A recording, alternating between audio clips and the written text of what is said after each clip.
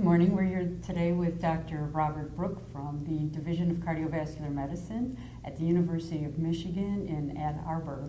And he gave a very interesting talk this morning about his work looking at environmental factors and their effect on blood pressure. And I was wondering if you could just tell our viewers this morning a little bit about the area and how we as clinicians can incorporate this into our practice. Thank you very much, and thank you for allowing me to participate and to discuss this topic, which I believe is very important and I personally find interesting. What's important to know is that typically when we think of environmental factors, we think of salt or alcohol intake, but there are many other factors that everybody faces all of the time that in fact can impact blood pressure.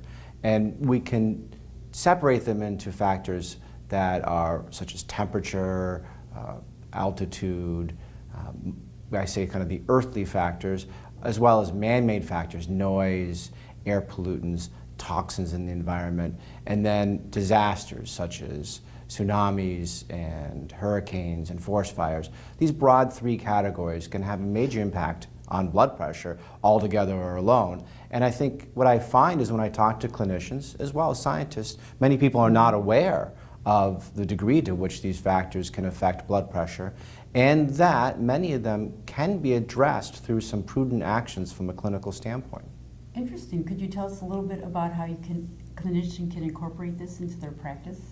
So I think the first thing is for clinicians to be aware that these environmental factors can affect blood pressure. I've had personally patients who have told me, for example, that they spend winter months in Denver or places where the altitude or elevation is higher, and they or their primary care physician were not aware that simply spending time at a higher elevation can affect blood pressure. So raising awareness amongst patients and healthcare providers for the fact that higher elevation, colder weather, for example, also can affect blood pressure, that patients and clinicians should monitor blood pressure much more carefully during the winter, as it may require additional medications to control blood pressure during that time.